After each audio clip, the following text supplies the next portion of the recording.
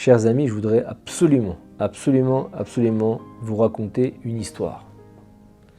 Le Rav Shlomo Braverman est un célèbre conférencier connu dans la ville de Bnei Brak. Un jour, il doit se rendre dans un centre d'études qu'il n'a pas l'habitude de fréquenter.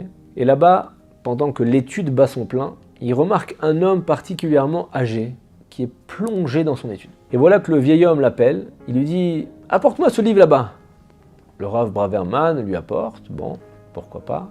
Et ensuite l'homme lui demande encore un autre, apporte-moi celui-là, apporte-moi celui-là. Bon, déjà, on ne demande pas aux gens d'apporter un livre, et peut-être encore moins 3 fois.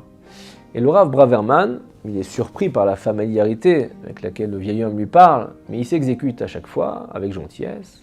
C'est ce que la Torah attend de nous d'ailleurs, respecter tout le monde et en particulier les personnes âgées. Mais ce qui frappe encore plus le Rav Braverman, c'est la manière dont l'homme le remercie, toujours de la même manière en yiddish. Je ne vais pas me risquer à vous le dire comment il le remerciait en version originale, je ne maîtrise pas trop le yiddish, mais en gros il glisse toujours un mot d'esprit, il dit « Je te souhaite d'arriver à mon âge, je te souhaite de pouvoir demander aussi à d'autres de t'apporter des livres de Torah. » Et tous les étudiants autour rient à chaque fois que le vieil homme remercie en yiddish le Rav Braverman. Il faut dire que la bonne humeur du vieil homme est très communicative. Alors le Rav Braverman, ce conférencier connu d'Israël, troublé, marqué par l'homme de 90 ans, et il demande aux étudiants du centre d'études, mais c'est qui celui-là? Alors les gens lui disent, il s'appelle Reb Leizer, c'est une figure familière du Beth Midrash, il est toujours là avec le sourire, il fait rire tout le monde, et pourtant son histoire, elle n'est pas très joyeuse. Il a survécu à la Seconde Guerre mondiale, il a connu la déportation, et il est devenu, après la guerre, le disciple du grand et fameux Admour de Kloisenburg, le Rav Yekutiel Yehuda Alberstam Tzanz Kloisenburg, pour ceux qui connaissent, et cette chassidoute a mis les pieds au final à Natania, quartier de Tzanz. Et donc le Rav Braverman s'approche du vieil homme de 90 ans et lui dit « C'est vrai que tu es un rescapé de guerre ?» Le vieil homme lui dit « Oui, je suis arrivé à Auschwitz avec toute ma famille. » Et ils ont tous été envoyés dans les fours crématoires pendant la sélection faite par le maudit docteur Mengele. Et ce docteur a participé à la sélection de déportés pour qu'ils soient bien sûr gazés immédiatement. Il a fait des expérimentations médicales sadiques, meurtrières sur beaucoup d'entre nous. Et le Rav Braverman a une question, il n'ose pas la poser. Il lui dit « Mais vous êtes de petite taille. Comment vous avez passé la sélection de ce bourreau qui ne gardait vivant que les hommes costauds jugé apte au travail pour le Troisième Reich ?» Là, le Rav Leizer sourit. Il dit « J'avais deviné ta question. Tu te demandes comment j'ai pu survivre avec mon gabarit. Je vais te raconter toute mon histoire. Et à la pause, viens avec un bon café chaud, je te la raconte. » Quelques heures plus tard, c'est la pause. Le Rav Braverman arrive à la table du vieil homme, et le vieil homme commence à raconter son histoire. Il faut que vous l'écoutiez. Le vieil homme raconte qu'avant la guerre, ils habitaient à Vienne, la capitale de l'Autriche. Son père était un homme riche, mais il n'a pas eu de réussite dans les affaires et une bonne partie de ses économies sont parties en fumée. Un jour, une personne de leur entourage sonne à la porte et il demande un prêt d'argent à mon père. Mon père n'a plus les moyens comme avant. Alors il refuse, mais l'homme insiste. Il est certain que mon père a de l'argent et mon père finit par accepter, mais il le prévient. Il lui dit « Cet argent, je l'avais prévu pour la bar mitzvah de mon fils Leizer. » Donc il demande de rembourser dans les temps. L'emprunteur s'y engage, mon père lui prête l'argent, l'emprunteur s'en va avec un air soulagé. Les mois passent, la date de la bar mitzvah de Leizer approche, et toujours aucune nouvelle de l'emprunteur, entre guillemets comme d'habitude. Cette attente pèse sur toute la maison, mais il faut bien faire face, alors le père emprunte à son tour de l'argent pour couvrir les frais de la bar mitzvah de Leizer. Et voilà que Reb Leizer, 90 ans, continue l'histoire. Et il dit, après ma bar mitzvah, on marche dans la rue, et d'un coup, qui on croise? L'emprunteur. Mais dès qu'il nous voit, il change de trottoir, et il va jusqu'à même changer de synagogue et de communauté pour qu'on risque pas de le croiser. Mes frères aînés sont très remontés contre lui, ils veulent se rendre chez lui pour réclamer l'argent que mon père lui a prêté. Ils sont prêts à en découdre, ils veulent l'éclater. Mon père s'oppose. Il nous répète sans arrêt, il nous dit « Al tadun et traverecha » On ne juge personne les enfants tant qu'on n'est pas arrivé à sa place. Et là mes frères sont hors d'eux, mais malgré tout, par respect pour mon père, ils évitent de faire du mal à l'emprunteur. Voilà que quelques temps plus tard, on est le 12 mars 1938. Les nazis envahissent l'Autriche qui est annexée et qui devient une province allemande. Ils sont accueillis par la population locale avec des saluts nazis et des bouquets de fleurs. Les Juifs se terrent chez eux.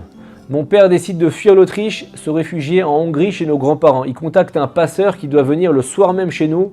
On l'attend tous avec beaucoup d'angoisse et là, on entend des coups répétés à la porte. Mon père court ouvrir la porte. Il a le cœur qui bat. Mais c'est pas le passeur qui a toqué, c'est l'emprunteur qui baisse les yeux et qui dit « Je viens te demander pardon pour mon comportement toutes ces années où j'ai fait comme si je te connaissais pas. J'étais parti tenter ma chance à l'étranger. Malheureusement, j'en suis revenu avec encore moins d'argent qu'au départ. J'ai préféré t'éviter par honte et par lâcheté. » L'emprunteur respire et il dit « Tu sais, je vais te dire un truc. Je suis couturier et il y a un officier de l'armée qui m'a commandé il y a quelques mois un magnifique manteau en fourrure. Il n'est jamais venu le chercher et il m'a jamais payé. J'ai appris que ce soir vous allez quitter l'Autriche, alors je veux te donner ce manteau en signe de début de remboursement. Je sais que c'est pas à la hauteur de ce que je te dois, mais peut-être qu'il pourra t'aider en temps de guerre et de grand froid. » Mon père, il prend le manteau, il est long et il dit « C'est bon, je considère que tu me dois plus rien. Avec ce manteau, ta dette est remboursée. C'est bon, même si c'est vrai que ça vaut pas ce que je t'ai prêté, c'est fini. » L'homme remercie mon père et plus tard dans la nuit, le passeur arrive enfin et il nous fait franchir la frontière. Une fois qu'on arrive en Hongrie, j'étudie à la yeshiva dans une ville qui s'appelle Papa. On arrive à s'en sortir toute la guerre, mais en 1944, les Allemands sentent que la Hongrie va quitter l'Axe, c'est-à-dire l'alliance avec l'Allemagne. Ils envahissent le pays et ils déportent toutes les familles juives de Hongrie. À ce moment-là, j'ai 16 ans. Chacun porte ses paquets dans le train à bestiaux qui nous emmènent on ne sait pas où. Et là, on arrive à Auschwitz. Et à peine sortis du train, les Allemands nous hurlent dessus. Ils nous obligent à jeter au sol tous les sacs, les valises.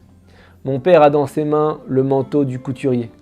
Il refuse de le lâcher jusqu'à ce qu'un nazi se dresse devant lui.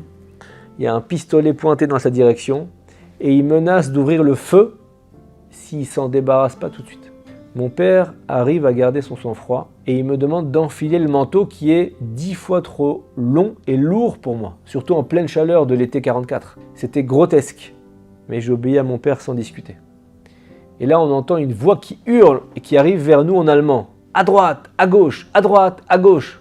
Et là, j'ai appris plus tard que cette voix, c'était celle de l'horrible docteur Mengele en personne, qu'on surnommait l'ange de la mort. À ce moment-là, on ne sait pas à quoi correspondent ces ordres, à gauche, à droite. En fait, on apprendra plus tard que quand il dit à gauche, ça mène les gens au camp de la mort de Birkenau.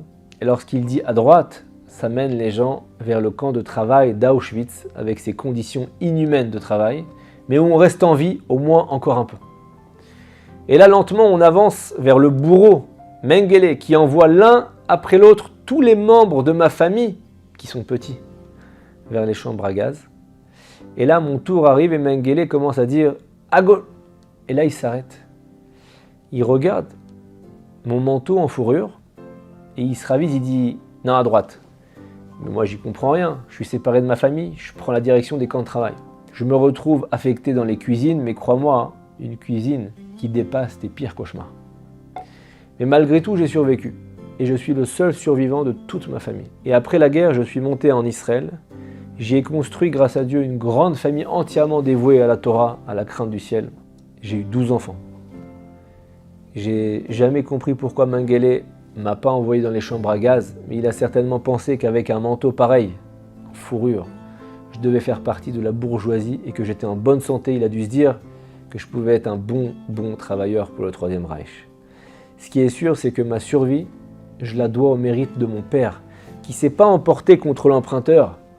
Et la récompense a été un manteau qui m'a sauvé la vie. Un manteau qui ne valait pas le montant de l'emprunt. Si mon père avait fait un calcul d'apothicaire, d'épicier avec lui, si mon père s'était emporté contre l'emprunteur, jamais il ne serait revenu la nuit de notre départ d'Autriche nous donner ce manteau qui allait sauver ma vie.